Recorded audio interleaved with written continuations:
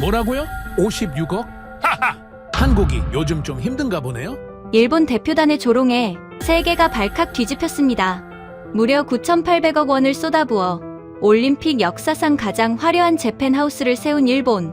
돈이 곧 국격이다 라며 54억짜리 코리아 하우스를 비웃었습니다. 하지만 단 72시간 뒤 일본의 오만함은 산산조각 났습니다. 재팬하우스가 방문객 없이 파리만 날리고 있을 때 코리아 하우스는 무려 2.5km의 대기줄이 생겼고 재팬하우스에서 예정되어 있던 IOC 위원들의 만찬마저 한국에게 빼앗긴 겁니다. 도대체 무슨 일이 있었던 걸까요? 181배의 예산 격차를 뒤집은 한국 문화의 힘, 지금 시작합니다. 경제 대국 일본이 9,800억 원을 쏟아붓고도 문 하나 제대로 열지 못했습니다. 2026년 밀라노 동계올림픽 재팬하우스 개관 리허설 날 얘기예요. 100억 원짜리 안면 인식 게이트가 자국 대사를 침입자로 분류해버렸거든요. 경보음이 터졌고 철문이 잠겼고 로비에 선 VIP 30여 명 앞에서 일본의 체면이 바닥에 내동댕이 쳐졌습니다. 저는 그 현장에 서 있었어요. 아니, 뛰고 있었습니다. 하이힐 굽이 대리석 바닥을 때리는 소리가 적막한 로비의 총소리처럼 울렸죠. 비상 수동키를 찾아 전력 질주하는 제 등 뒤로 누군가의 실소가 들렸습니다. 사토 아유미, 20년차 브랜딩 디렉터. 일본의 국격을 설계하는 게 제 직업이었어요. 그런데 그 국격이라는 게 문 하나 열지 못하는 수준이었던 겁니까? 얼굴이 화끈거렸습니다. 수치심 때문이 아니에요. 그보다 더 무서운 게 400m 밖에서 밀려오고 있었거든요. 54억. 우리 예산의 200분의 1도 안 되는 돈으로 한국이 밀라노의 밤을 점령하고 있었습니다. 2월 4일 오후 5시 밀라노 컨벤션 센터 로비는 히노키 향으로 가득 차 있었어요. 500억을 들여 일본에서 공수한 편백나무 벽면이 은은한 목재 향을 뿜고 있었고 구로다 간타로 고문은 그 냄새를 맡으며 눈을 감았습니다. 만족스러운 표정이었어요. 68년 인생에서 가장 위대한 작품이 완성되는 순간이라 믿고 있었으니까요. 구로다 고문이 부채를 펼치며 입을 열었습니다. 오늘 이 게이트를 통과하는 첫 번째 인물은 와타나베 대사다. 최고의 기술로 최고의 인물을 맞이하는 거지. 이것이 일본의 격이야. 100억 원짜리 안면 인식 시스템이었습니다. 세계 최초로 적외선 3차원 스캔과 홍채 인식을 동시에 처리하는 최첨단 장비예요. 구로다 고문이 3개월 동안 직접 업체를 골랐고 보도자료까지 미리 써놓았습니다. 일본의 기술력이 올림픽의 관문을 재정해야 한다. 저는 그 보도자료를 20번 넘게 고쳤어요. 한 글자도 틀리면 안 된다고 했으니까요. 와타나베 대사가 게이트 앞에 섰습니다. 카메라가 대사의 얼굴을 스캔하기 시작했어요. 2초, 3초. 화면에 초록색 불이 들어올 거라 생각했습니다. 모두가 그렇게 생각했죠. 삐. 경보음이 로비 천장에 부딪혀 사방으로 퍼졌습니다. 화면에 빨간 글씨가 떴어요. 미등록 인원, 출입 거부. 철문이 쿵 하고 닫혔습니다. 와타나베 대사의 코앞이었어요. 1초만 늦었으면 코가 찍혔을 겁니다. 로비가 3초 동안 완전한 침묵에 빠졌습니다. 그 3초가 30분처럼 느껴졌어요. 와타나베 대사의 얼굴이 시뻘겋게 달아올랐고 수행원들은 어디를 봐야 할지 몰라 시선을 바닥에 박았습니다. 구로다 고문의 부채가 바닥에 떨어졌어요. 딱 하는 소리가 경보음보다 더 크게 들렸습니다. 사토, 제 이름이 로비에 울려 퍼진 순간 저는 이미 뛰고 있었습니다. 하이힐 굽이 대리석에 미끄러질 때마다 발목이 꺾이려 했어요. 비상 수동키는 복도 끝 관리실에 있었습니다. 70m. 하이힐을 신은 채 70m를 전력 질주하는 건 고문이었어요. 발바닥이 찢어지는 것 같았습니다. 양쪽으로 늘어선 VIP들의 시선을 등으로 맞았어요. 이탈리아 통신사 기자 둘이 카메라를 들었다가 민망했는지 내렸습니다. 누군가가 입을 손으로 가리고 웃었어요. 저는 봤습니다. 분명히 봤어요. 관리실 문을 벌컥 열고 비상키를 움켜쥐었을 때 손바닥이 땀으로 흥건했습니다. 다시 70m를 뛰어 돌아갔어요. 수동키를 꽂고 돌리자 철문이 끼익 소리를 내며 열렸습니다. 100억짜리 최첨단 게이트를 무시하고 수동키로 문을 딴 겁니다. 이게 일본의 기술력이었어요. 와타나베 대사가 아무 말 없이 안으로 들어갔습니다. 저와 눈도 마주치지 않았어요. 수행원 하나가 지나가며 작은 소리로 중얼거렸습니다. 리허설에서 이러면 본 행사엔 뭐가 터지려고. 그 말이 갈비뼈 사이를 파고들었습니다. 반박할 수가 없었거든요. 저는 땀에 젖은 블라우스를 여미며 로비 구석으로 물러났어요. 숨을 고르려 했습니다. 그러다 고문이 떨어진 부채를 직접 줍지 않고 옆에 선 직원에게 턱짓을 했어요. 그 장면이 이상하게 선명하게 기억납니다. 부채를 줍는 직원의 허리가 90도로 꺾이는 게 보였거든요. 바로 그때였습니다. 창밖이 갑자기 환해졌어요. 아니, 화난 정도가 아니었습니다. 폭발이었어요. 400m 떨어진 빌라 네키 캄필리오 외벽에서 빛이 터져 나왔습니다. 투명 디스플레이가 건물 전체를 감싸며 청사초롱 빛이 밀라노의 어둠을 갈랐어요. 파란색, 빨간색, 흰색이 물결치듯 건물을 타고 흘렀습니다. 그리고 소리. 국악 선율을 전자 비트 위에 얹은 묵직한 베이스가 컨벤션 센터 유리창을 때렸습니다. 우리 건물 안에 서 있는데 400m 밖에 음악이 바닥을 울렸어요. 히노키 향으로 가득하던 로비의 정막이 찢어졌습니다. VIP들이 하나둘 창가로 몰려갔어요.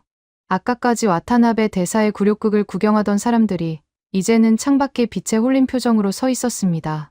구로다 고문의 얼굴이 일그러졌어요. 부채를 받아 들고 부르르 떨었습니다. 나카무라 과장이 헐레벌떡 뛰어들어왔어요. 양복 셔츠가 땀에 절어등에 달라붙어 있었습니다. 숨을 몰아쉬며 말했어요. 고문님, 저 빚 쏘는 건물이 코리아 하우스입니다. 54억이랍니다. 54억이요. 그러다 고문의 손이 멈췄습니다. 부채를 쥔 손가락 마디가 하얗게 질렸어요. 54억. 우리 안면 인식 게이트 하나 값의 절반이에요. 그 돈으로 저 빛을, 저 소리를, 저 압도적인 존재감을 만들어냈다고요? 저 천박한 불 좀 꺼. 그러다 고문이 부채를 창문 쪽으로 집어 던졌습니다. 부채가 유리에 부딪혀 바닥에 떨어졌어요. 아무도 줍지 않았습니다. 이번에는 턱짓을 할 여유도 없었던 거죠. 저는 창가에 서서 그 빛을 봤습니다. 투명 OLED 위로 흐르는 청사초롱이 마치 살아있는 것처럼 일렁였어요. 삼성과 LG 디스플레이라는 건 한눈에 알 수 있었습니다. 저도 20년간 디스플레이 기술을 다뤘으니까요. 하지만 알아보는 것과 인정하는 것은 다른 문제였습니다. 인정할 수 없었어요. 인정하면 끝이었으니까요. 저는 자리로 돌아가 노트북을 열었습니다. 손가락이 떨렸지만 억지로 키보드를 두드렸어요. 파일명을 입력했습니다. 한국관 실패 예측 보고서. 54억짜리 팝업은 초반 화제성에 그칠 것이다. 지속 가능한 콘텐츠가 없다. 일회성 이벤트에 불과하다. 한 줄 써 내려갈 때마다 손끝이 저렸어요. 거짓말을 쓰고 있다는 걸 온몸이 알고 있었거든요. 한국은 요란한 빈 깡통이다. 우리는 고유한 명품이다. 마지막 문장을 치고 엔터키를 눌렀습니다. 화면에 커서가 깜빡이고 있었어요. 저는 그 깜빡임을 한참 동안 들여다봤습니다. 커서가 저를 비우는 것 같았어요. 창밖에서는 여전히 한국의 빛이 밀라노를 물들이고 있었습니다. 400m 떨어진 곳에서요. 그 거리가 그날 밤 지구 반대편보다 멀게 느껴졌어요. 노이즈 캔슬링 이어폰을 꺼내 귀에 꽂았습니다. 볼륨을 최대로 올렸어요. 그래도 국악 EDM의 저음이 뼛속까지 울려왔습니다. 9,800억으로 문을 잠갔고 54억으로 도시를 밝혔다. 이 한 문장이 머릿속에서 떠나지 않았어요. 지우려 할수록 선명해졌습니다. 이어폰 볼륨을 더 올렸어요. 아무 소용이 없었습니다. 2월 6일, 개막 당일 아침이었습니다. 저는 새벽 5시부터 컨벤션 센터에 나와 있었어요. 오늘만큼은 완벽해야 했습니다. 이틀 전 리허설에 망신을 만회할 유일한 기회였거든요. 안면 인식 게이트는 밤새 엔지니어 8명이 붙어서 재조정했고, 스시 장인은 새벽 3시부터 참치 뱃살을 손질하고 있었습니다.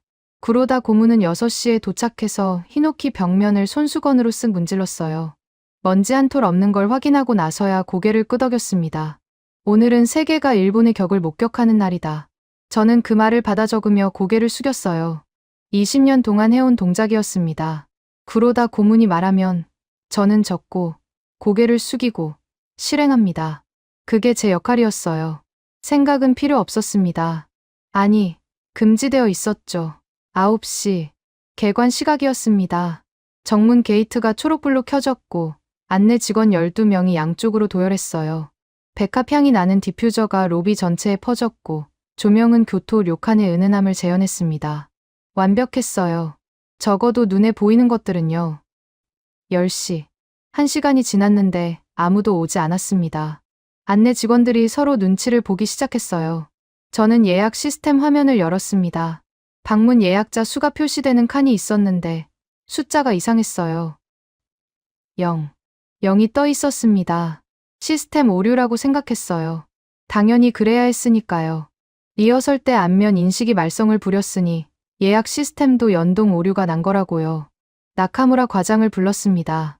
시스템 확인 좀 해봐요. 예약 수가 0으로 뜨는데 이건 오류 아닙니까?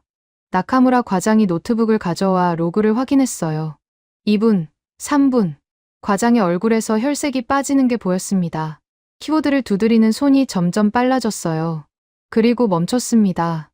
사토 디렉터님, 오류가 아닙니다. 무슨 소리예요? 예약자가 진짜 0명입니다. 사전 예약 단계에서부터 신청이 한 건도 없었습니다. 심장이 바닥으로 꺼지는 느낌이었어요. 9,800억 원을 들인 건물에 개막 당일에 사람이 한 명도 안 왔다고요? 저는 나카무라 과장의 노트북 화면을 빼앗듯이 들여다봤습니다. 로그 기록이 빼곡했는데 방문 관련 데이터만 텅 비어 있었어요. 마치 유령의 집 같았습니다. 아니, 유령의 집이 된 거였죠. 11시가 됐어요. 스시 장인 야마모토 씨가 최고급 참치 뱃살을 썰어 접시에 올렸습니다. 분홍빛 살결이 조명 아래서 보석처럼 빛났어요. 세계 최고 수준의 솜씨였습니다. 문제는 그 보석을 감상할 사람이 아무도 없다는 거였죠. 야마모토 씨가 저를 한번 쳐다봤어요. 아무 말도 하지 않았지만 눈빛이 묻고 있었습니다. 손님은 언제 옵니까? 저는 눈을 피했습니다. 대답할 수가 없었거든요. 30분이 지나자 참치 뱃살의 표면이 마르기 시작했어요. 분홍빛이 칙칙한 갈색으로 변해갔습니다. 야마모토 씨가 이를 악물고 접시를 들어 쓰레기통에 버렸어요. 툭 하는 소리가 났습니다. 수백만 원어치 참치가 쓰레기가 되는 소리였어요. 야마모토 씨의 손이 떨리고 있었습니다. 장인의 자존심이 쓰레기통에 같이 버려진 거였죠. 저는 참을 수 없어서 창밖을 봤습니다. 보지 말았어야 했어요. 한국관 앞에 줄이 서 있었습니다. 줄이라고 하기엔 규모가 달랐어요. 빌라 네키 캄필리오에서 시작된 대기열이 골목을 돌고 큰 길을 건너고 블록 2개를 지나 밀라노 대성당 방향까지 뻗어 있었습니다. 2km, 아니, 그 이상이었어요. 이탈리아 경찰 차량이 교차로마다 서서 교통 통제를 하고 있었습니다. 올림픽 행사장이 아니라 한국관 때문에 교통 통제가 벌어진 겁니다. 등골이 서늘해졌어요. 이건 뭡니까? 우리는 9,800억을 쓰고 파리 한 마리 안 날아드는데 저쪽은 54억으로 밀라노 도심을 마비시킨 겁니까? 구로다 고문이 창가로 다가왔습니다. 주머니에서 작은 망원경을 꺼냈어요. 한국관 대기줄을 찬찬히 훑어보더니 피식 웃었습니다. 돈 주고 산 거야. 알바를 동원한 게 분명해. 거짓떼들한테 20유로씩 쥐어주면 저 정도 줄은 금방이지. 저는 고개를 끄덕였어요. 그래야 했으니까요. 하지만 망원경 없이도 보였습니다. 줄에 서 있는 사람들의 표정이요. 지루하거나 돈 때문에 억지로 서 있는 얼굴이 아니었어요. 웃고 있었습니다. 스마트폰을 들고 셀카를 찍고 옆 사람과 대화를 나누고 어떤 사람은 춤까지 추고 있었어요. 저건 돈으로 살 수 있는 표정이 아니었습니다. 구로다 고문이 망원경을 접으며 돌아섰어요. 저 줄이 길면 뭘 하나. 품격이 없는데 시장 좌판 같으니. 저는 또 고개를 끄덕였습니다. 20년간 끄덕여온 목이 그날따라 유독 뻣뻣했어요. 오후 2시. 저는 화장실에 들어가 문을 잠그고 스마트폰을 켰습니다. 이러면 안 된다는 걸 알고 있었어요. 구로다 고문은 근무 중 SNS 확인을 금지했거든요. 하지만 손이 먼저 움직였습니다. 실시간 글로벌 트렌드 1위. 해시태그 코리아하우스. 게시물 10만 건 돌파. 전부 자발적인 인증샷이었어요. 이탈리아 청년이 한복을 입고 찍은 사진. 프랑스 가족이 윷놀이를 하는 영상. 브라질 커플이 김치전을 먹으며 엄지를 치켜 세우는 동영상. 10만 건이 전부 진짜였습니다. 구로다 고문이 말한 알바 따위는 어디에도 없었어요. 손이 떨렸습니다. 스마트폰을 쥔 손가락 끝에서 미세한 진동이 올라왔어요. 두려움이었습니다. 이 숫자가 의미하는 게 뭔지 20년차 브랜딩 전문가인 제가 모를 리 없었거든요. 우리는 이미 지고 있었습니다. 아니, 시작도 하기 전에 진 거였어요. 화장실 세면대 앞에 서서 계산기 앱을 열었습니다. 재팬하우스 총 예산 9,800억 원. 오늘 방문자 수영명. 나누기를 눌렀어요. 에러. 0으로는 나눌 수 없으니까요. 그래서 방식을 바꿨습니다. 리허설 날 억지로 입장시킨 관계자 18명을 포함해서 계산했어요. 9,800억 나누기 18. 화면에 숫자가 떴습니다. 544억 원. 1인당 유치 비용이 544억 원이었습니다. 한 사람을 재팬하우스에 들이는데 544억이 든 겁니다. 숫자가 너무 기괴해서 웃음이 나왔어요. 화장실 거울에 비친 제 얼굴이 웃고 있었는데 눈은 웃지 않았습니다. 황급히 계산기를 닫았어요. 화면을 덮듯이 스마트폰을 뒤집어 놓았습니다. 이 숫자를 구로다 고문이 알면 안 됩니다. 아니, 누구도 알면 안 돼요. 저도 몰랐으면 좋겠었습니다. 다시 로비로 나왔어요. 야마모토 씨가 두 번째 접시를 쓰레기통에 버리고 있었습니다. 안내 직원들은 할 일이 없어서 서로 귓속말을 주고받고 있었어요. 히노키 향이 코를 찔렀습니다. 아까까지는 은은했던 그 향이 텅 빈 공간에서 맴돌다 보니 머리가 아플 정도로 짙어져 있었어요. 소독약 냄새 같았습니다. 장례식장의 국화향 같기도 했고요. 그때 창밖이 다시 눈에 들어왔습니다. 한국관 외벽에 디스플레이가 낮에도 켜져 있었어요. 대낮인데도 선명했습니다. 삼성과 LG의 투명 OLED가 자연광 아래서도 색이 죽지 않았거든요. 문화재인 빌라 네키의 석조 벽면에 못 하나 박지 않고 디스플레이와 조명만으로 저 비주얼을 만들어낸 겁니다. 건물을 훼손하지 않으면서 건물을 완전히 다른 존재로 바꿔놓은 거예요. 저건 사기야. 입속으로 중얼거렸습니다. 54억으로 저게 가능할 리가 없었어요. 어딘가에 숨겨진 예산이 있을 겁니다. 삼성이나 LG가 장비를 무상으로 제공했겠죠. 그래, 그게 분명합니다. 하지만 무상 제공이면 어떻습니까? 그 장비를 끌어내는 것 자체가 능력 아닙니까? 우리는 9,800억을 현금으로 쏟아부었는데 결과가 이 꼴입니다. 저쪽은 기업 협찬을 끌어내서 공짜로 세계 최고 디스플레이를 설치했어요. 돈을 쓰는 능력과 돈을 안 쓰는 능력. 둘 다 능력이라면 어느 쪽이 더 대단한 겁니까? 생각이 거기까지 미치자 머리가 지끈거렸습니다. 이러면 안 돼요. 이런 생각을 하면 안 됩니다. 저는 재팬하우스의 브랜딩 총괄이에요. 제가 흔들리면 팀 전체가 무너집니다. 노이즈 캔슬링 이어폰을 꺼냈어요. 귀에 꽂고 볼륨을 최대로 올렸습니다. 세상이 조용해졌어요. 한국관의 음악도, 안내 직원들의 귓속말도, 쓰레기통에 참치가 버려지는 소리도 전부 사라졌습니다. 저만의 정막 속에 들어갔어요. 그런데 이상했습니다. 이어폰을 끼니까 더 선명하게 들리는 게 있었어요. 제 심장 소리였습니다. 쿵, 쿵, 쿵. 규칙적이지만 빨랐어요. 몸이 알고 있었습니다. 머리가 부정하고 있는 걸 심장은 이미 인정하고 있었어요. 1조 원짜리 정막. 그것은 풍격이 아니라 고립이었습니다. 이어폰 너머로 제 심장이 그렇게 말하고 있었어요. 저는 볼륨을 한 칸 더 올렸습니다. 아무 소용이 없었습니다. 그날 밤, 저는 미쳐버릴 것 같았습니다. 2월 6일, 개막식이 끝난 뒤 재팬하우스는 더욱 처참해졌어요. 낮에 0명이었던 방문객은 저녁이 되어도 0명이었습니다. 개막식 열기가 밀라노 시내를 달구고 있었는데 그 열기가 우리 건물만 비켜갔어요. 마치 전염병이라도 도는 것처럼. 구로다 고문은 8시에 퇴근하면서 내일은 다를 것이다 라고 했습니다. 누구에게 하는 말인지 모르겠었어요. 저한테 한 건지, 자기 자신한테 한 건지. 직원들이 하나둘 퇴근하고 컨벤션 센터에 저 혼자 남았습니다. 히노키 향이 텅 빈 건물에서 유독 진하게 느껴졌어요. 낮에는 은은했던 게 밤에는 목을 조르는 것 같았습니다. 로비 조명이 자동으로 절전 모드에 들어갔어요. 교토 료칸을 재현한다던 그 은은한 빛이 꺼지니까 남은 건 비상등의 초록불뿐이었습니다. 9,800억짜리 건물이 비상등에 의지의 숨을 쉬고 있었어요. 창밖을 봤습니다. 또 봐버렸어요. 한국관이 밤이 되니 더 빛났습니다. 낮에도 선명하던 미디어 파사드가 어둠을 배경으로 삼으니 폭발하듯 살아났어요. 청사초롱 빛이 빌라 네키의 정원 나무들 사이로 흘러내렸고 음악 소리와 사람들의 웃음소리가 400m를 건너 이쪽까지 밀려왔습니다. 다리에 힘이 풀렸어요. 로비 바닥에 주저앉았습니다. 대리석이 차가웠어요. 치마 정장 차림의 맨바닥이었는데 일어날 힘이 없었습니다. 20년이었어요.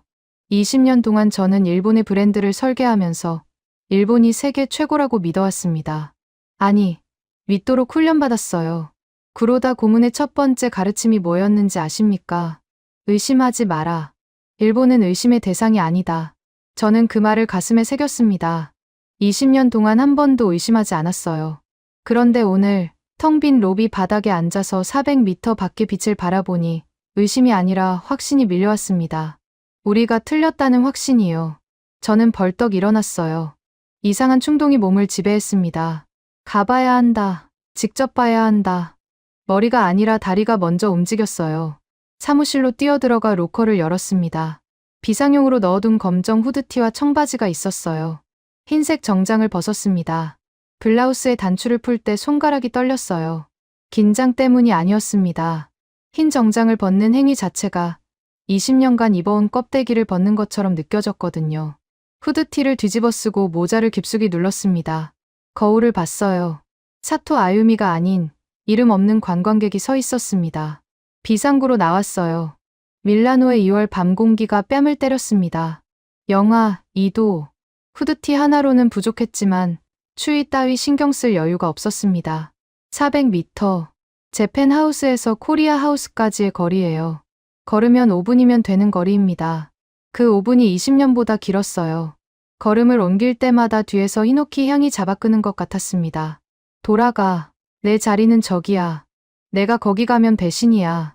발걸음이 무거웠어요. 하지만 멈추지 않았습니다. 멈추면 평생 이 400m를 건너지 못할 것 같았거든요. 한국관이 가까워질수록 소리가 커졌습니다. 음악, 웃음, 박수, 환호.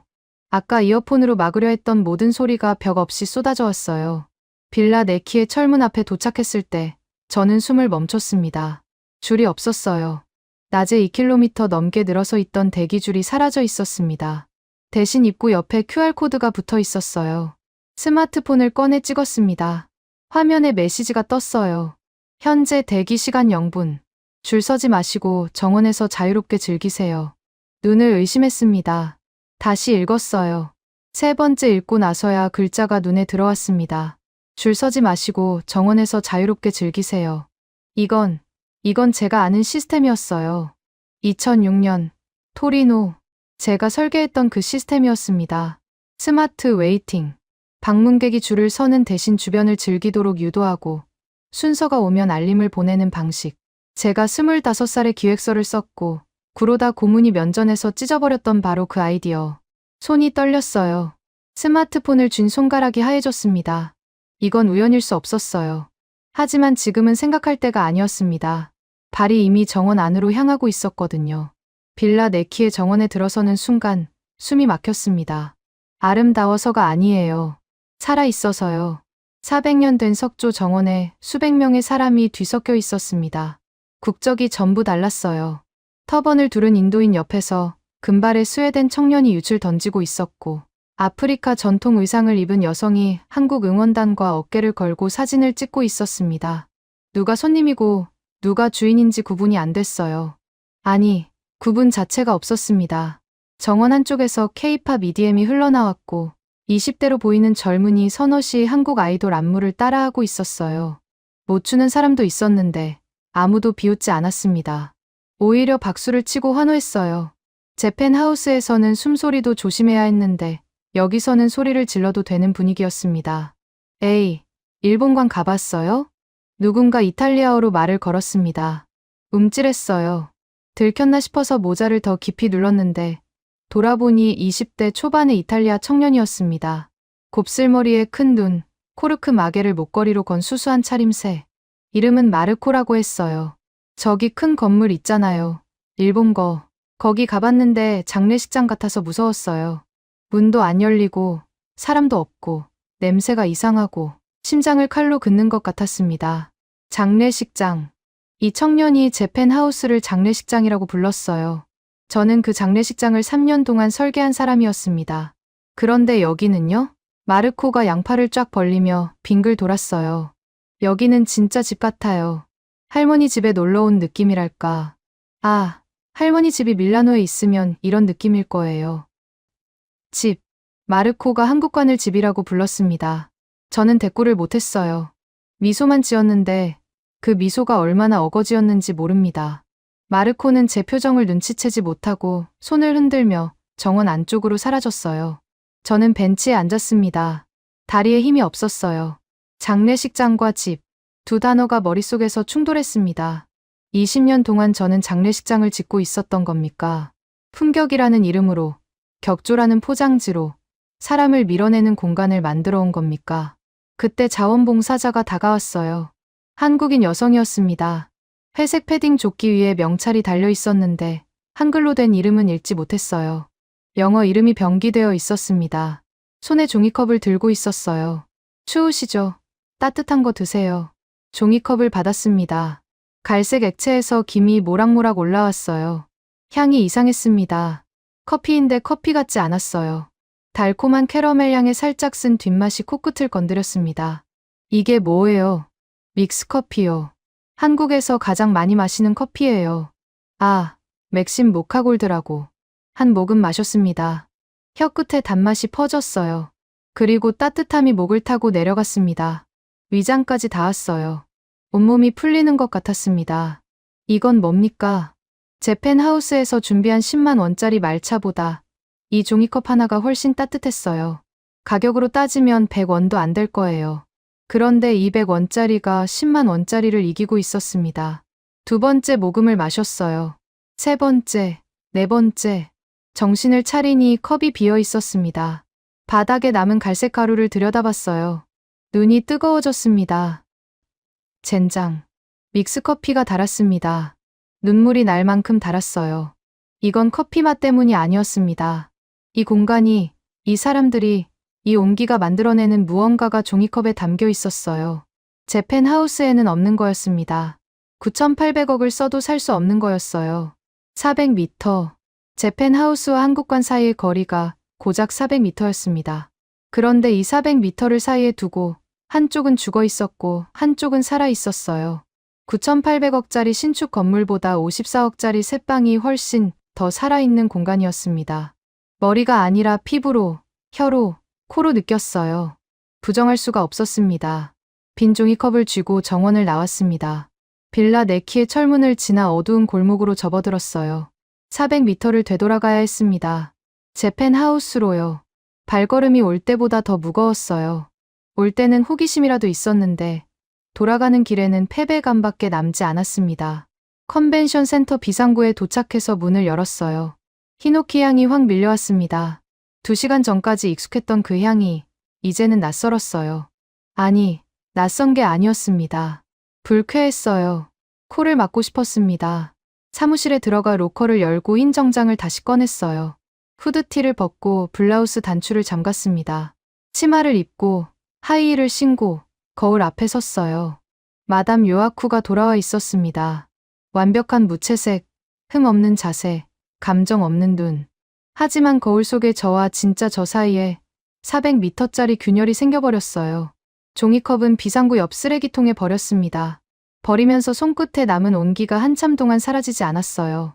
2월 7일 아침 7시 재팬하우스에 도착하자마자 나카무라 과장이 복도를 뛰어왔습니다. 넥타이가 풀어져 있었고 이마에 땀이 맺혀 있었어요. 아침 7시에 이 사람이 땀을 흘리고 있다는 건 보통 일이 아니라는 뜻이었습니다. 사토 디렉터님, 나카타 선수가 사라졌습니다. 심장이 멈추는 줄 알았어요. 나카타 쇼, 일본 스노보드 국가대표 에이스.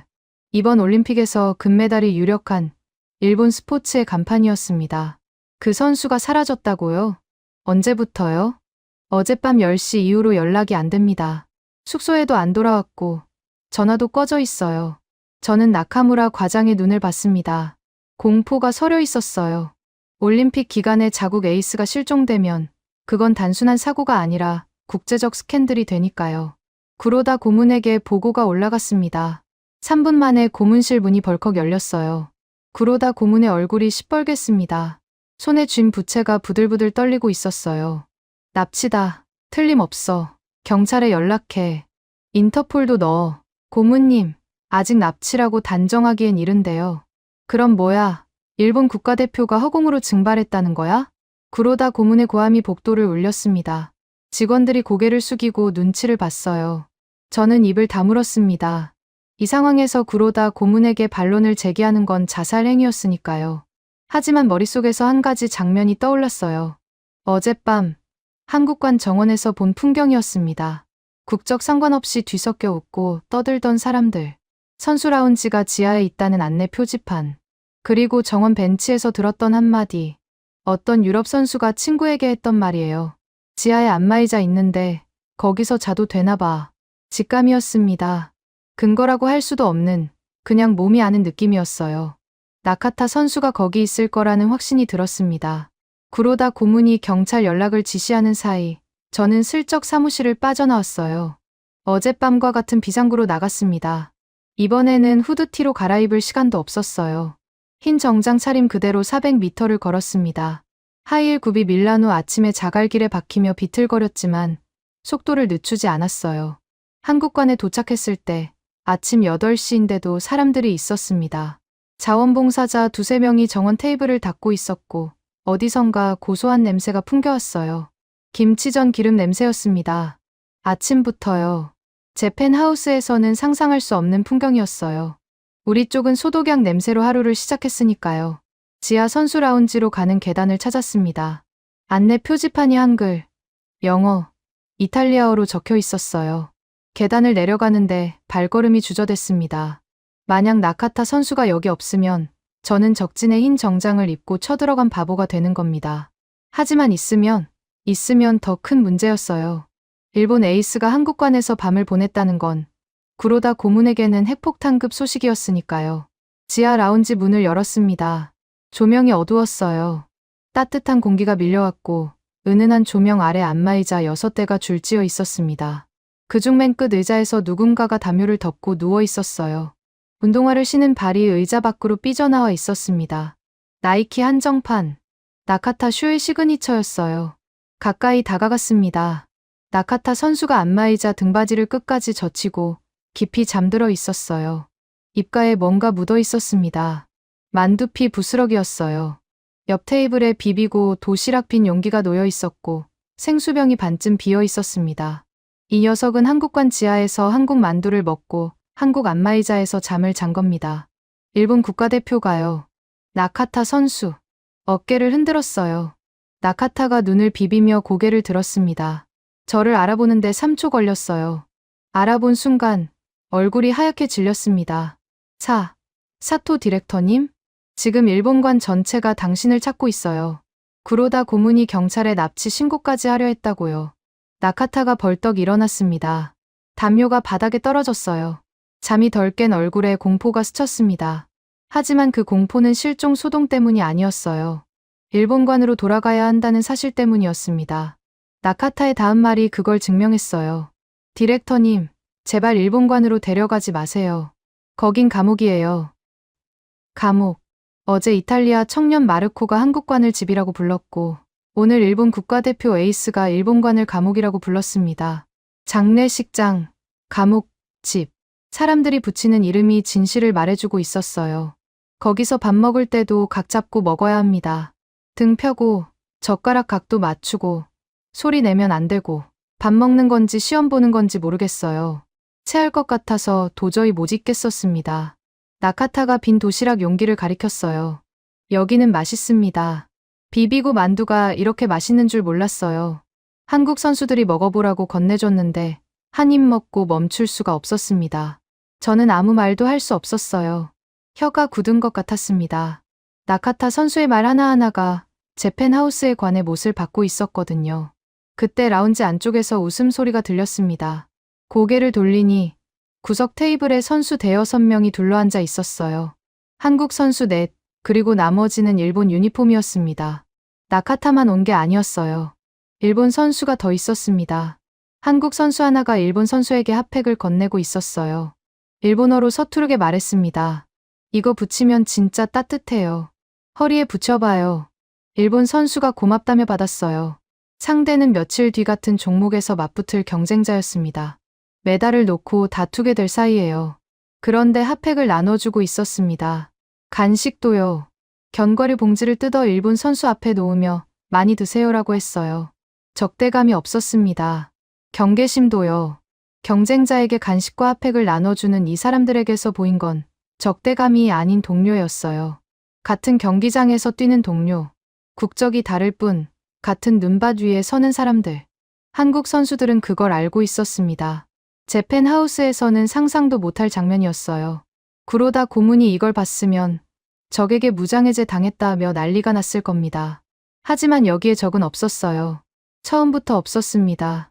라운지를 나오려는데 누군가가 제 뒤에서 불렀어요. 실례합니다. 독일어 억양이 섞인 영어였습니다. 돌아보니 짧은 금발에 무표정한 얼굴을 한 40대 남자가 서 있었어요. 양복 주머니에서 신분증을 꺼내 보여줬습니다. 루카스 슈미트, IOC 기술감사관. 이 사람 이름은 들어본 적이 있었어요. 업계에서 웃음기 없는 기계라고 불리는 남자였습니다. 감정이 아닌 숫자로만 말하는 사람이라고요. 사토 아유미 디렉터 맞습니까? 네, 맞습니다. 슈미트가 태블릿을 꺼냈어요. 화면에 그래프와 숫자가 빼곡했습니다. 어떤 안부 인사도 없이 바로 본론이었어요. 코리아 하우스 평균 체류 시간 4시간. 재팬 하우스 평균 체류 시간 3분. 3분이요. 3분이라는 숫자에 귀를 의심했습니다. 우리 쪽에 온 극소수의 방문객이 평균 3분 만에 나갔다는 뜻이었어요. 들어와서 한 바퀴 둘러보고 바로 나간 겁니다. 방문객 만족도 조사 결과도 있습니다. 코리아 하우스 99%, 재팬 하우스 0.2%, 0점이요. 0이 아니라 0점이었습니다. 소수점 이하에서 겨우 걸린 거예요. 사실상 0이나 다르어요. 슈미트의 표정은 전혀 변하지 않았습니다. 이 사람에게 이 숫자는 감정이 아니라 데이터일 뿐이었거든요. 하지만 그 데이터를 받아든 제 손은 떨리고 있었습니다. 참고로 이 데이터는 IOC 공식 집계입니다. 조작 여지가 없습니다. 슈미트가 태블릿을 접으며 말했어요. 마치 제가 조작 가능성을 물어볼 걸 미리 차단하듯이요. 저는 고개를 끄덕였습니다. 목소리가 나오지 않았거든요. 슈미트가 떠나고 저는 라운지 계단에 서서 한참을 움직이지 못했어요. 체류 시간 4시간 대 3분. 만족도 99 대 0.2. 이 숫자가 의미하는 게 뭔지 20년차 브랜딩 전문가가 모를 리 없었습니다. 우리는 공간을 만든 게 아니었어요. 사람을 밀어내는 벽을 만든 거였습니다. 정원을 가로질러 나오는데 한국인 자원봉사자 한 명이 저를 알아봤어요. 20대 중반의 여성이었습니다.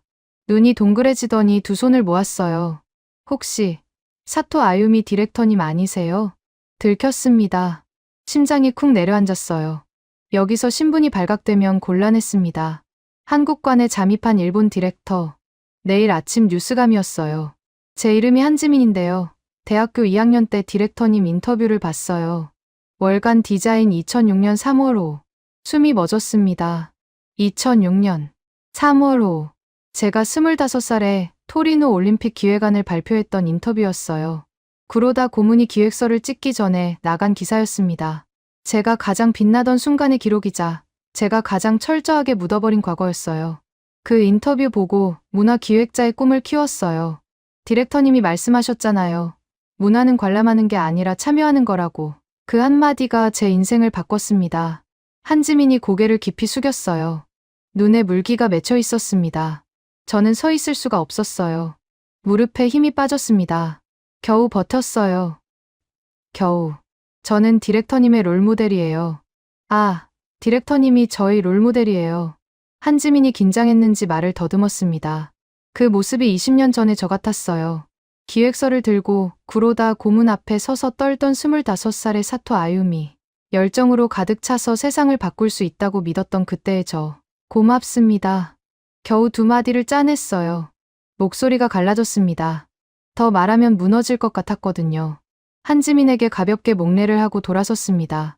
정원을 빠져나오는 동안 입술을 깨물었어요. 피 맛이 났습니다. 400m를 되돌아가는 길이 어젯밤보다 더 무거웠습니다. 어젯밤에는 패배감이었어요. 오늘은 달랐습니다. 패배감 위에 뭔가가 더 얹혔어요. 자기 연민인지 분노인지 구분이 안 됐습니다. 둘 다였을 거예요. 재팬하우스 비상구를 열자 히노키 향이 밀려왔습니다. 오늘은 더 심했어요. 향이 아니었습니다. 냄새였어요. 썩은 돈 냄새. 9,800억이라는 숫자가 편백나무에 스며들어 부패하고 있는 냄새였습니다. 코를 막았어요. 그래도 냄새가 사라지지 않았습니다. 우리 선수가 적의 밥을 먹고 적의 의자에서 쉬고 적의 품에서 잠을 잤습니다. 그리고 행복해 보였어요. 구로다 고문이 적이라 부르는 그곳에서 우리 에이스는 24시간 중 가장 편안한 밤을 보낸 겁니다. 사무실 의자에 앉아 천장을 올려다봤어요. 히노키 천장이 높고 아름다웠습니다. 500억짜리 편백나무가 장인의 손길로 깎여 있었어요. 완벽한 무늬, 완벽한 질감. 하지만 그 완벽함 아래에서 사람은 3분 만에 도망쳤습니다. 노이즈 캔슬링 이어폰을 꺼내 들었어요. 습관적으로 귀에 가져갔습니다. 그런데 멈췄어요. 이어폰을 책상 위에 도로 내려놓았습니다. 오늘은 끼고 싶지 않았어요. 끼면 또 심장 소리만 들릴 테니까요. 그 소리가 뭐라고 말하는지 이제는 너무 선명하게 알고 있었습니다. 그날 오후 저는 한국관으로 다시 갔습니다. 3번째였어요. 이틀 사이에 3번. 처음에는 호기심이었고, 2번째는 직감이었고, 3번째는 필요였습니다. 나카타 선수를 데리고 돌아온 뒤 구로다 고문은 정신 나간 녀석이라며 나카타를 30분 동안 질책했어요. 나카타는 고개를 숙이고 서 있었는데 눈빛은 죽어있지 않았습니다. 오히려 담담했어요. 이미 마음이 떠난 사람의 눈이었죠. 저는 그 눈빛이 거울 같아서 외면했습니다. 오후 2시 구로다 고문이 점심 회의에 들어간 틈을 탔어요. 이번에는 후드티로 갈아입었습니다. 흰 정장을 로커에 넣고 문을 닫을 때 이상한 해방감이 밀려왔어요. 옷을 벗는 게 아니라 갑옷을 벗는 느낌이었습니다. 한국관에 도착하니 정원에서 누군가가 저를 기다리고 있었어요. 아니, 기다렸다기보다 알고 있었다는 표현이 맞을 겁니다. 회색 후드티에 패딩 조끼를 걸친 남자가 벤치에 앉아 스마트폰을 보고 있었어요. 30대 후반으로 보였습니다. 단정하지만 격식 없는 차림새. 제가 다가가자 고개를 들었어요. 사토 아유미 디렉터님이시죠. 놀라지 않은 표정이었습니다. 제가 올 걸 예상하고 있었던 거예요. 저는 강민재입니다. 코리아 하우스 기획단장이에요. 단장이라는 직함이 어울리지 않는 사람이었어요. 구로다 고문 같은 사람이 단장이라면 이 사람은 동네 형 같았습니다. 악수를 청하길래 손을 내밀었는데 강민재의 손이 따뜻했어요. 재팬 하우스에서는 아무도 악수를 하지 않았습니다. 구로다 고문은 악수를 천박하다고 했거든요. 명함을 건네는 것이 격이라고요. 안으로 들어가시죠. 따뜻한 데서 얘기합시다. 강민재가 빌라 네키 2층의 작은 사무실로 안내했어요. 사무실이라기보다 다락방에 가까웠습니다. 천장이 낮고 벽에 금이 가 있었어요. 400년 된 건물이니 당연했죠. 책상 위에 노트북 하나와 종이컵 여러 개가 놓여 있었고 벽에는 포스트잇이 수십 장 붙어 있었습니다. 한글과 영어가 뒤섞인 메모들이었어요. 재팬하우스 구로다 고문의 집무실과 비교하면 초라했습니다. 고문실은 히노키 원목 책상에 일본 전통 도자기가 진열되어 있었고 의자 하나가 300만 원이었거든요. 여기는 접이식 의자에 종이컵 커피였어요. 그런데 이상하게 이 공간이 더 살아있었습니다. 사람 냄새가 났어요. 땀과 커피와 잉크가 섞인 일하는 사람들의 냄새. 강민재가 접이식 의자를 하나 펴서 권했어요. 저는 앉았습니다. 강민재가 노트북을 열었어요. 화면에 엑셀 파일이 떴습니다. 디렉터님도 숫자에 밝으시니까 이게 빠를 것 같아요. 엑셀 시트에 2개의 열이 나란히 있었습니다. 왼쪽은 재팬 하우스, 오른쪽은 코리아 하우스. 핵마다 항목이 적혀 있었어요. 건축, 인테리어, 기술 설비, 인력, 케이터링, 홍보. 재팬 하우스 열에는 억 단위 숫자가 빼곡했고 코리아 하우스 열에는 100만 원, 1000만 원 단위가 대부분이었습니다. 맨 아래 합계 9,800억 대 54억. 옆칸의 효율 비율이 자동 계산되어 있었어요. 181배. 예산 효율 격차가 181배였습니다. 같은 목적, 같은 기간, 같은 도시에서 운영하는 올림픽 홍보관인데 효율이 181배 차이가 난 겁니다. 그리고 효율이 낮은 쪽이 우리였어요. 이건 어떻게 구하신 겁니까? 우리 예산 내역을. 공개 자료입니다. 일본 올림픽위원회가 국회에 제출한 예산안이 홈페이지에 올라와 있어요. 저희 쪽 예산은 문화체육관광부 공시 자료고요. 공개 자료, 숨길 수도 없는 누구나 볼 수 있는 데이터로 이 비교표를 만든 거였습니다. 부끄러웠어요. 이 엑셀 한 장이 구로다 고문의 3년치 연설보다 잔인했습니다. 강민재가 화면을 닫으며 말했어요. 우린 돈이 없어서 머리를 썼습니다. 아이디어로 기술을 끌어왔고 기술로 사람을 끌어왔어요. 그게 저희 방식입니다. 담담한 목소리였어요. 자랑이 아니었습니다. 사실을 말하고 있을 뿐이었어요. 구로다 고문이 우리의 격을 외칠 때 목에 핏줄을 세우는 것과는 정반대였습니다. 이 사람은 숫자를 보여주고 가만히 앉아 있었어요. 숫자가 알아서 말하게 두는 사람이었습니다. 그런데 사실 저희 아이디어의 출발점이 하나 있습니다. 강민재가 책상 서랍을 열었어요. 서랍 안에서 오래된 잡지 한 권을 꺼냈습니다.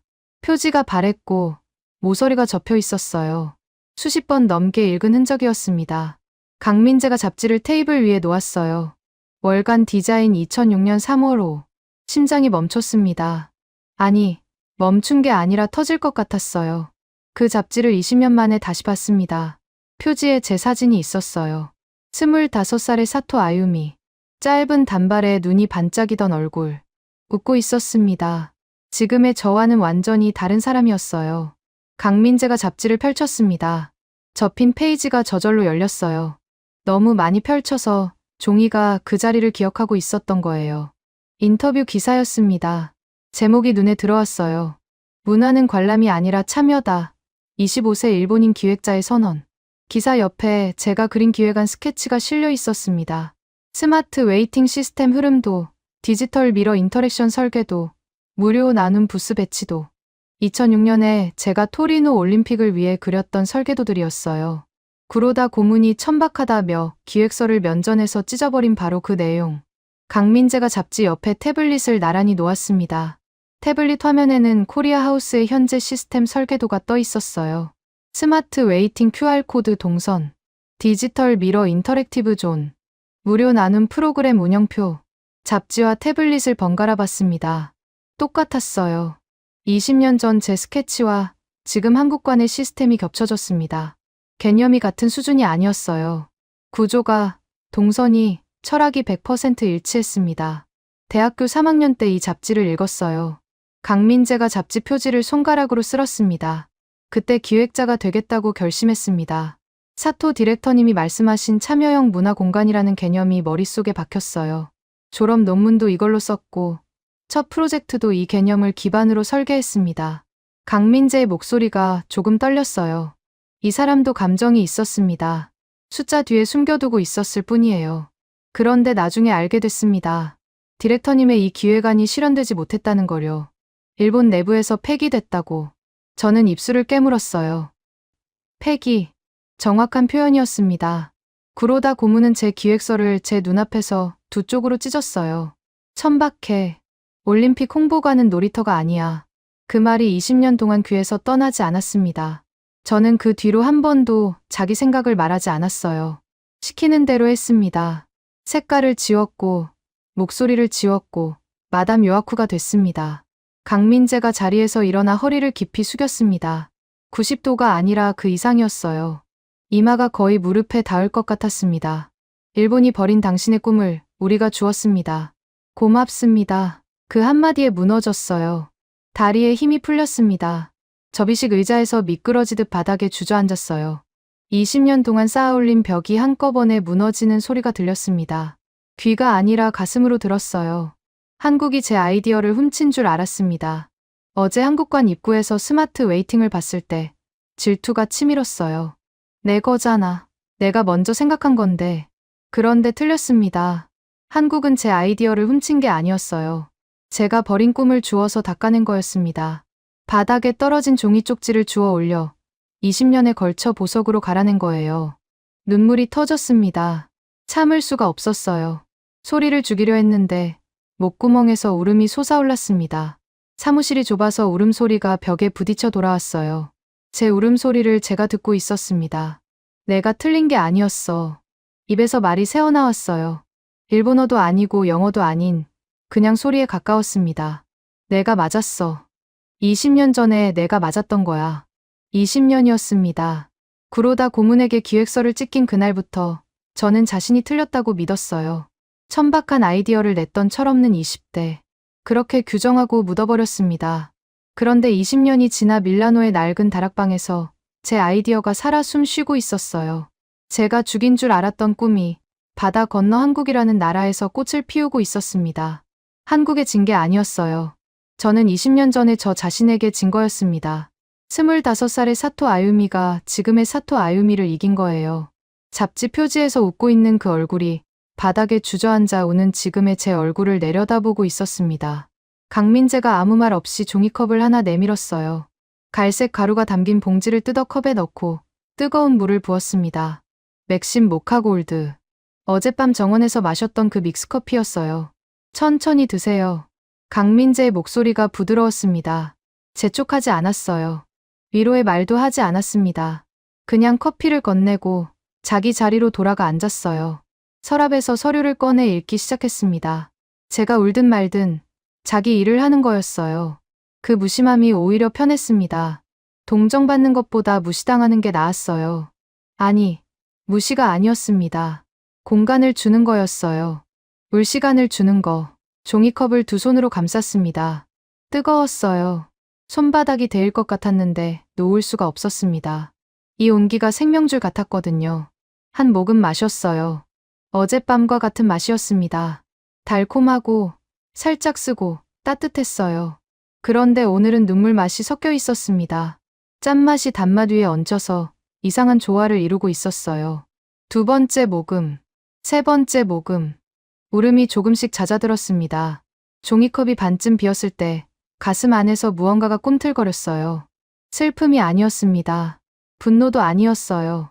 이름을 붙이기 어려운 감정이었는데 굳이 말하자면 결심에 가까웠습니다. 잡지를 다시 봤어요.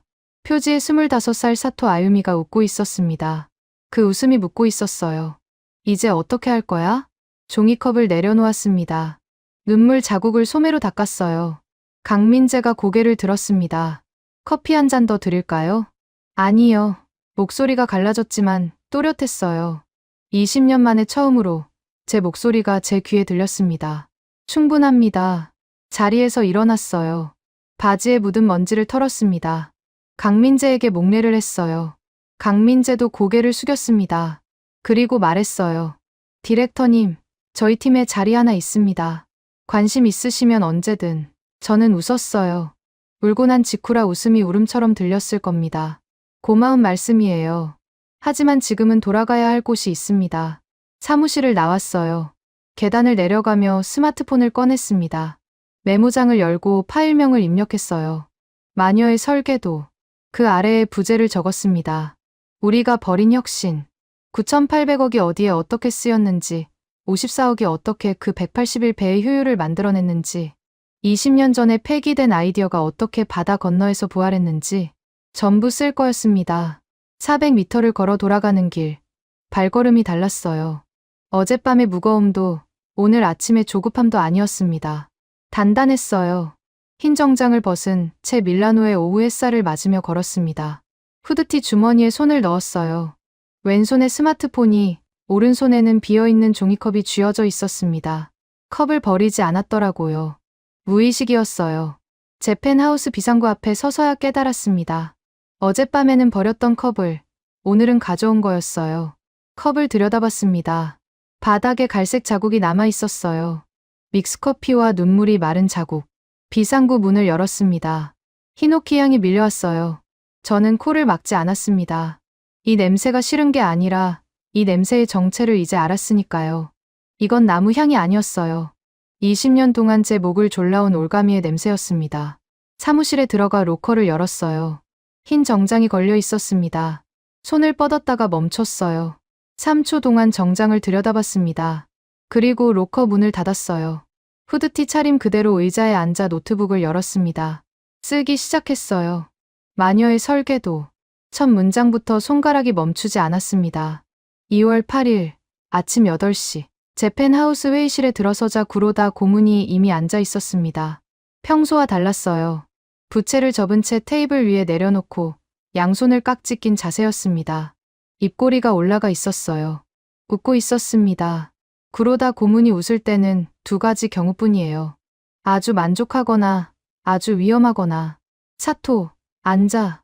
의자를 당겨 앉았습니다. 테이블 위에 인쇄물이 놓여 있었어요. A4 석 장짜리 보도자료였습니다. 제목을 읽는 순간 등이 굳었어요. 코리아 하우스 방문객 데이터, 조작 의혹 확산. 고문님, 이건 뭡니까? 오늘 오전에 배포할 거야. 한국 쪽 데이터가 비정상적이라는 내용이지. 이틀 만에 방문객 15만. 그게 말이 되나? 누가 봐도 뻥이야. 저는 보도자료를 한 줄씩 읽었습니다. 한국관 방문객 수가 과장되었다. IOC 집계 시스템에 오류 가능성이 있다. 독립적 검증이 필요하다. 교묘했어요. 직접적으로 조작이라는 단어는 쓰지 않으면서 읽는 사람이 조작이라고 느끼도록 문장을 배치해 놓았습니다. 구로다 고문이 직접 쓴 건 아닐 거예요. 홍보팀 누군가가 밤새 만들었겠죠. 이걸 배포하라는 겁니까? 배포가 아니라 사실 확인이야. 우리는 질문을 던지는 거지. 거짓말을 하는 게 아니야. 질문을 던지는 거라고요. 20년 동안 이 사람 곁에서 일해왔으니까 알아요. 구로다 고문의 질문은 질문이 아닙니다. 결론을 정해놓고 그 결론에 맞는 의심을 심는 겁니다. 답을 구하는 게 아니라 답을 만드는 거예요. 어제 IOC 감사관 슈미트가 직접 확인한 데이터입니다. 조작 여지가 없다고 했어요. 독일 놈이 뭘 알아. 숫자만 보고 현장을 모르는 놈이야. 구로다 고문이 부채를 집어들었습니다. 탁 펼치는 소리가 났어요. 이 사람이 부채를 펼치는 건 대화를 끝내겠다는 신호였습니다. 더 이상의 반론은 허용하지 않는다는 뜻이에요.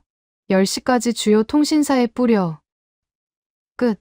구로다 고문이 일어서서 나갔습니다. 회의실에 저 혼자 남았어요. 보도자료 석장이 테이블 위에 놓여 있었습니다. 종이를 집어들었어요. 손이 떨리지 않았습니다. 어제까지는 떨렸는데 오늘은 아니었어요. 대신 차가웠습니다.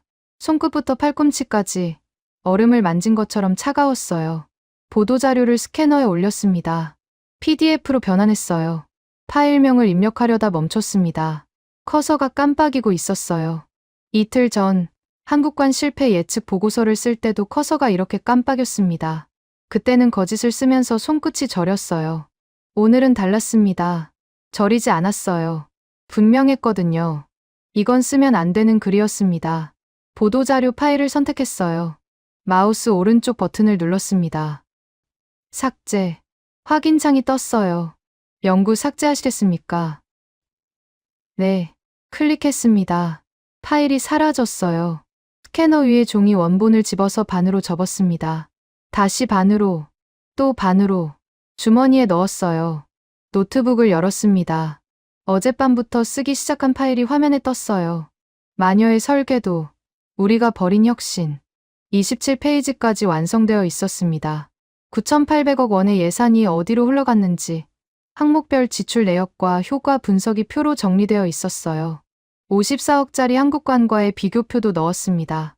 181배의 효율 격차, 방문객 0명 대 15만 명, 만족도 0.2% 대 99%. 숫자 하나하나가 칼날이었습니다. 수신인 목록을 열었어요. 이사회 전원, 도쿄 본부, 그리고 주요 해외 언론사 12곳. 손가락이 키보드 위에 올라갔습니다. 엔터키 하나면 끝이에요.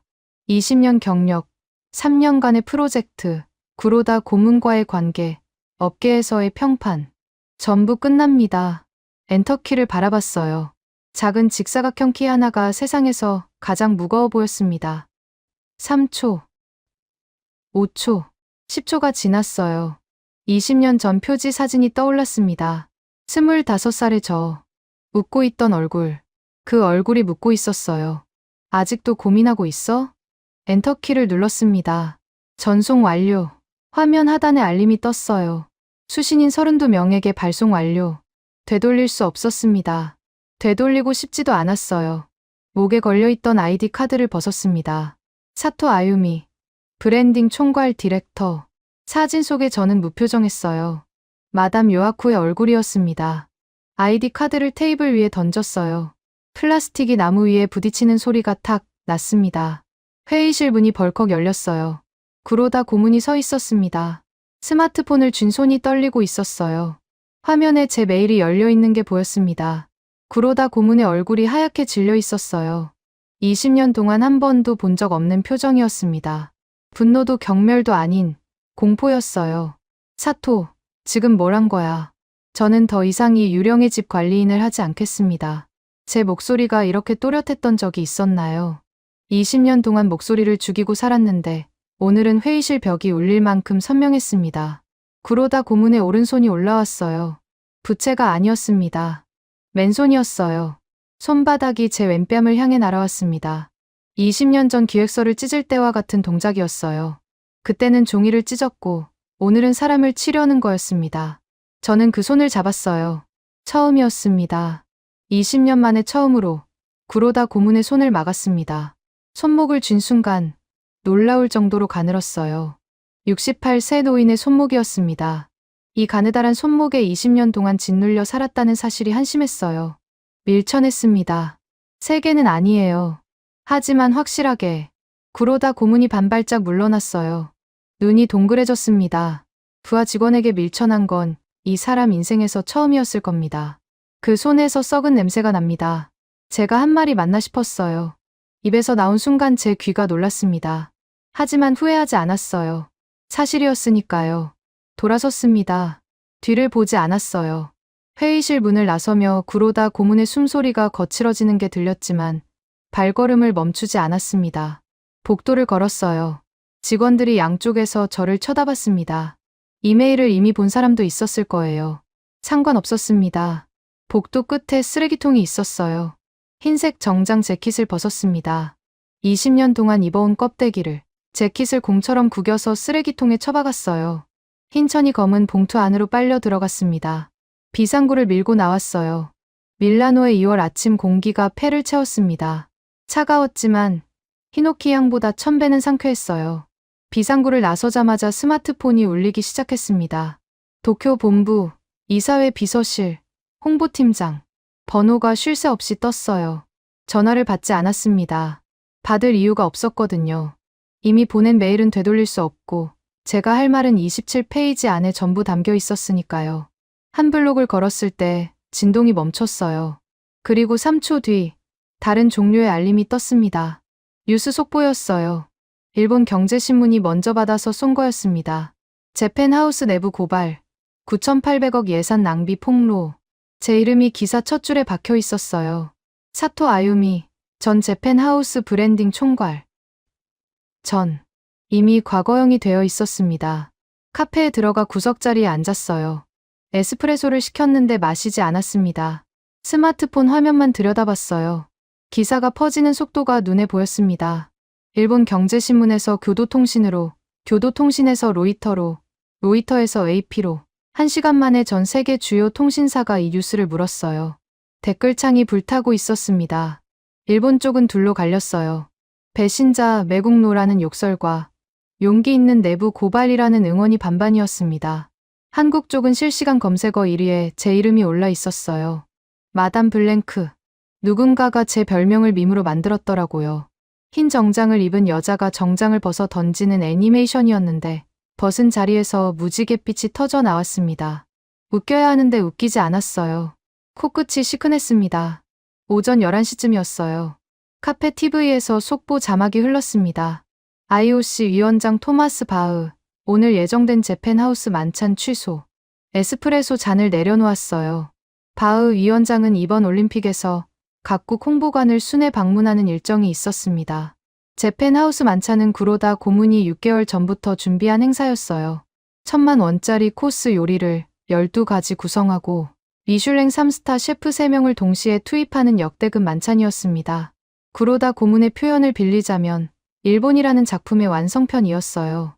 그 완성편이 취소됐습니다. 내부 고발 메일이 터진 지 3시간 만이었어요. 바흐 위원장 측에서 현 상황에서 방문은 적절하지 않다는 공식 입장을 냈습니다. 외교적 언어로 포장했지만 뜻은 명확했어요. 더러운데 안 간다. 카페를 나왔습니다. 어디로 가야 할지 몰랐어요. 재팬하우스에는 돌아갈 수 없었고 호텔은 짐을 정리하러 나중에 가면 됐습니다. 발이 자연스럽게 한국관 쪽으로 향했어요. 습관이 된 건지 본능인 건지. 빌라 네키에서 2블록 떨어진 곳에 멈췄습니다. 거기서 멈춘 건 풍경 때문이었어요. 한국관 정원의 검은색 세단 3대가 멈춰 서 있었습니다. IOC 깃발이 꽂힌 의전 차량이었어요. 바흐 위원장이 재팬하우스 만찬을 취소하고 차를 돌려 여기로 온 겁니다. 정원 입구에 경호원이 서 있었지만 분위기는 경직되지 않았어요. 한국관 특유의 느슨함이 IOC 경호까지 녹인 것 같았습니다. 경호원 한 명이 한국 자원봉사자에게 믹스커피를 받아 마시고 있었어요. 그 장면이 묘하게 상징적이었습니다. 안으로 들어가지 않았어요. 멀리서 봤습니다. 정원 중앙에 바흐 위원장이 앉아 있었어요. 양복 재킷을 벗고 넥타이를 풀고 한국 응원단 2명과 어깨동무를 하고 있었습니다. 테이블 위에 놓인 뚝배기에서 김이 올라왔어요. 떡국이었습니다. 바흐 위원장이 수저를 들고 떡국을 떴어요. 한 입 먹고 눈을 크게 떴습니다. 옆에 있던 강민재 단장이 뭔가 설명하자 바흐 위원장이 고개를 끄덕이며 웃었어요. 카메라가 여러 대 돌아가고 있었습니다. TV 생중계였어요. 기자 하나가 마이크를 내밀었고 바흐 위원장이 떡국 그릇을 들고 카메라를 향해 말했습니다. 거리가 있어서 소리는 들리지 않았지만 카페 TV에서 자막으로 확인할 수 있었어요. 이것이 올림픽의 뉴 스탠더드입니다. 뉴 스탠더드. 올림픽의 새로운 기준을 한국이 만들었다고 IOC 수장이 전 세계 생중계로 선언한 겁니다. 1,000만 원짜리 코스 요리를 차려놓고 기다리던 재팬하우스 대신 떡국 한 그릇을 택한 거예요. 재팬하우스에서는 지금쯤 어떤 일이 벌어지고 있을까요? 1,000만 원짜리 코스 요리 12가지가 테이블 위에 놓여 있을 겁니다. 미슐랭 3스타 셰프 3명이 주방에 서 있겠죠. 그리고 의자는 전부 비어 있을 거예요. 어제의 참치 뱃살처럼 오늘의 코스 요리도 손님을 기다리다 식어갈 겁니다. 먹을 사람 없는 1,000만 원짜리 음식이 쓰레기통으로 향하는 장면이 눈에 그려졌어요. 스마트폰에 뉴스 알림이 또 떴습니다. 구로다 간타로 고문, 재팬하우스에서 실신, 병원 이송. 기사를 열었어요. 바흐 위원장이 한국관에서 떡국을 먹는 장면이 재팬하우스 회의실 TV에도 생중계됐다고 합니다. 구로다 고문은 그 화면을 보다가 부채를 떨어뜨렸대요. 그리고 뒷목을 잡았고 다리에 힘이 풀려 의자에서 미끄러졌다고요. 혈압이 치솟은 거였습니다. 구급차에 실려 나가는 사진이 기사에 달려 있었어요. 연민이 들었냐고요. 솔직히 말하겠습니다. 들지 않았어요.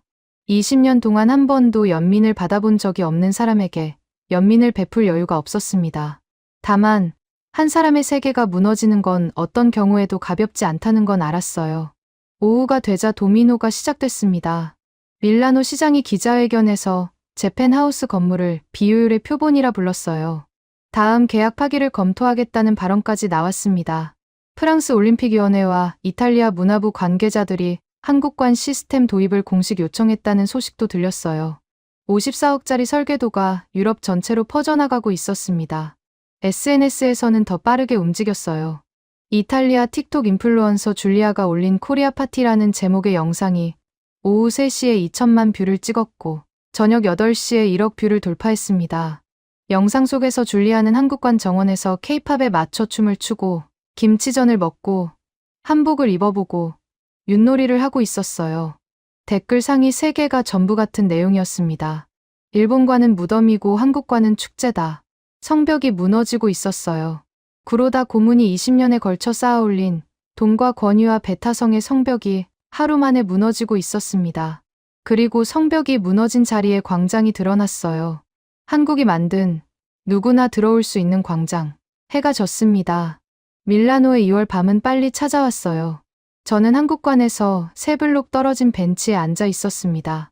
한국관의 미디어 파사드가 밤하늘에 빛나고 있었고 음악 소리와 환호성이 여기까지 들렸어요. 반대편으로 고개를 돌리면 재팬하우스의 컨벤션 센터가 보였습니다. 불이 꺼져 있었어요. 비상등의 초록빛만 창문 틈으로 새어나오고 있었습니다. 왼쪽은 빛, 오른쪽은 어둠. 저는 그 한가운데 앉아 있었어요. 어느 쪽에도 속하지 않는 자리였습니다. 씁쓸했어요. 하지만 후련했습니다. 씁쓸함과 후련함이 동시에 올 수 있다는 걸 그날 처음 알았어요. 입꼬리가 올라갔습니다. 웃고 있었어요. 누구에게 보여주려는 웃음이 아니었습니다. 그냥 나왔어요. 2월 9일 월요일 아침 9시 말펜사 국제공항 라운지에 앉아 있습니다. 도쿄행 탑승권이 테이블 위에 놓여 있어요. 출발까지 1시간 반. 라운지는 한산했습니다. 월요일 아침이라 비즈니스 승객 몇 명이 노트북을 펴고 있었고 창밖으로 활주로 위에 비행기들이 줄지어 대기하고 있었어요. 저는 청바지를 입고 있었습니다. 운동화를 신고 있었어요. 후드티 위에 패딩 점퍼를 걸쳤고 머리는 묶지 않은 채 내려놓았습니다. 사토 아유미를 20년 동안 알아온 사람이 지금 제 모습을 보면 못 알아볼 거예요. 마담 요아쿠는 어디에도 없었습니다. 흰 정장은 어제 쓰레기통에 처박았고 노이즈 캔슬링 이어폰은 호텔 서랍에 두고 왔어요. 의도적이었습니다.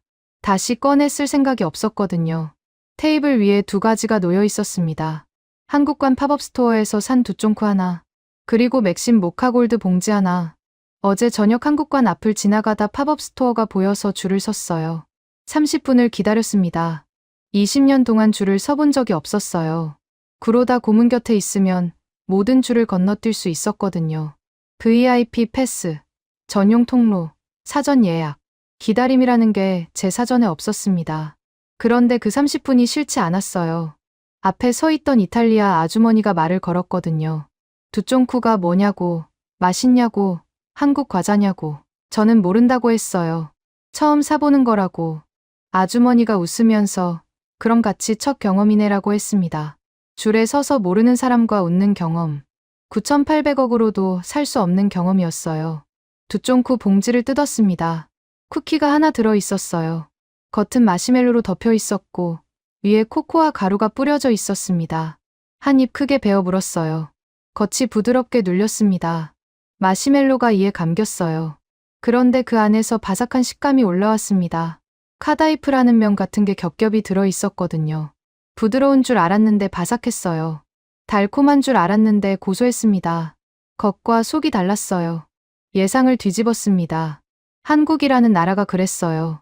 54억이라는 것을 보고 만만하다고 생각했는데 속에는 삼성과 LG의 기술이 있었고 스마트 웨이팅의 지혜가 있었고 믹스커피의 온기가 있었습니다. 겉은 새빵이었지만 속은 광장이었어요. 9,800억짜리 일본관이 겉과 속이 똑같이 딱딱했던 것과 정반대였습니다. 입가에 코코아 가루가 묻었어요.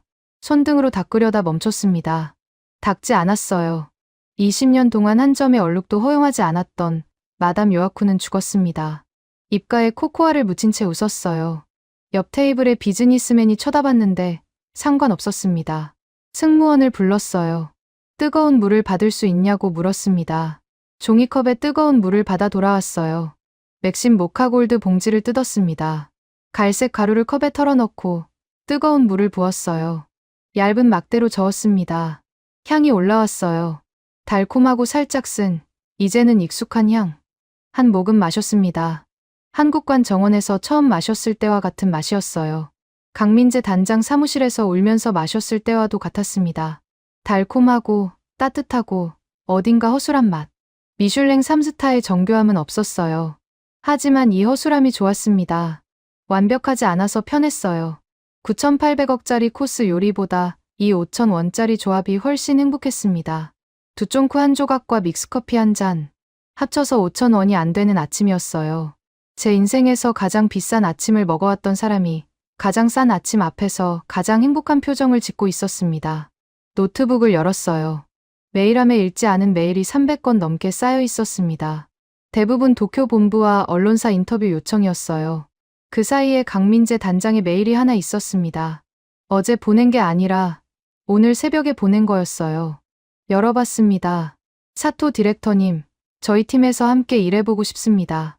고문직으로 모시고 싶어요. 디렉터님의 경험과 시선이 저희에게 필요합니다. 편하실 때 연락 주세요. 짧고 담백한 메일이었어요. 강민재다웠습니다. 군더더기가 없었어요. 저는 답장 버튼을 눌렀습니다. 커서가 깜빡이는 빈 화면을 잠시 들여다봤어요. 이번 깜빡임은 저를 비웃지 않았습니다. 기다려주고 있었어요. 강민재 단장님, 감사합니다. 진심으로요. 하지만 정중히 거절하겠습니다. 제 색깔은 제가 찾겠습니다. 20년 동안 남의 색을 칠하며 살았으니까요. 이제는 제 팔레트를 펼칠 시간입니다. 언젠가 제 색깔을 찾으면 그때 커피 한 잔 사겠습니다. 믹스커피로요. 전송을 눌렀어요.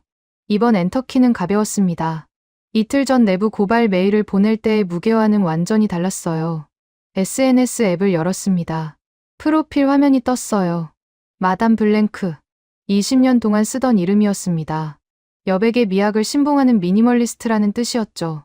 흰색 프로필 사진에, 흰색 배경에, 흰색 글씨. 색깔은 소음이라던 시절의 유산이었어요. 이름 변경 버튼을 눌렀습니다. 마담 블랭크를 지우고 새 이름을 입력했어요. 크리에이티브 사토. 스마트폰 카메라를 켰습니다. 입가에 코코아 가루가 묻은 채로 셀카를 찍었어요. 머리는 헝클어져 있었고 눈가에 어젯밤 울다 잠든 흔적이 남아 있었습니다. 20년 동안 올린 프로필 사진 중 가장 엉망인 사진이었어요. 그래서 골랐습니다. 프로필 사진을 바꿨어요. 마지막으로 글을 하나 썼습니다. 한국은 나에게 정답을 준 게 아니라 질문을 던졌다. 당신은 누구입니까? 사토 아유미. 이제부터 찾겠습니다. 게시 버튼을 누르고 노트북을 덮었어요. 탑승 안내 방송이 흘러나왔습니다. 도쿄행 승객 여러분, 탑승을 시작합니다. 두쫑쿠 부스러기를 털고 일어났어요. 종이컵에 남은 믹스커피를 마지막 한 모금까지 마셨습니다. 바닥에 갈색 가루가 남아 있었어요. 며칠 전에는 이 컵을 쓰레기통에 버렸고 어제는 무의식 중에 가져갔었죠. 오늘은 컵을 한참 들여다봤습니다. 그리고 가방 옆 주머니에 넣었어요. 가져가기로 한 겁니다. 의식적으로 탑승구로 걸어갔어요. 줄 서 있는 승객들 사이에 섰습니다. 앞사람의 캐리어 바퀴가 제 운동화를 밟았는데 짜증이 나지 않았어요. 오히려 사람 틈에 섞여 있다는 게 이상하게 편안했습니다. 20년 동안 VIP 통로만 다녔던 사람이 일반 탑승구에 줄을 서고 있었어요. 한국관 팝업 스토어 줄에 이어 두 번째 줄이었습니다. 비행기에 올라 창가 자리에 앉았어요. 안전벨트를 매고 창밖을 봤습니다. 활주로 너머로 밀라노의 스카이라인이 보였어요. 어딘가에 재팬하우스와 한국관이 있을 겁니다. 400m 간격으로. 하나는 어둡고 하나는 빛나고 있겠죠. 비행기가 움직이기 시작했어요. 활주로를 달리며 속도가 붙었습니다. 이륙하는 순간 몸이 뒤로 밀렸어요. 밀라노가 작아졌습니다. 재팬하우스도 한국관도 400m의 거리도 점이 되어 사라졌어요. 귀가 먹먹해졌습니다. 평소라면 노이즈 캔슬링 이어폰을 꺼낼 시간이었어요. 기내 소음을 차단하고 제만의 정막 속으로 들어가는 거죠. 하지만 오늘은 이어폰이 없었습니다. 호텔 서랍에 두고 왔으니까요. 엔진 소리가 귀를 울렸어요. 옆 좌석 아이가 엄마에게 뭔가를 졸라대는 소리가 들렸고 뒤쪽에서 기침 소리가 났습니다. 세상의 소음이 전부 귀에 들어왔어요. 시끄러웠습니다. 하지만 괜찮았어요. 이 소음이 살아있다는 증거였으니까요. 9,800억짜리 정막 속에서는 제 심장 소리밖에 들리지 않았습니다. 54억짜리 소음 속에서는 세상이 들렸어요. 9,800억은 저를 가뒀지만 54억은 저를 해방시켰습니다. 창밖으로 구름이 펼쳐졌어요.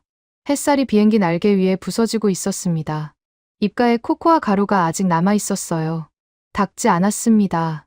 눈을 감았어요. 엔진 소리를 들으며 저는 진짜 인생을 시작했습니다. 지금까지 여러분의 영원한 말동무, 감동을 더하다 였습니다.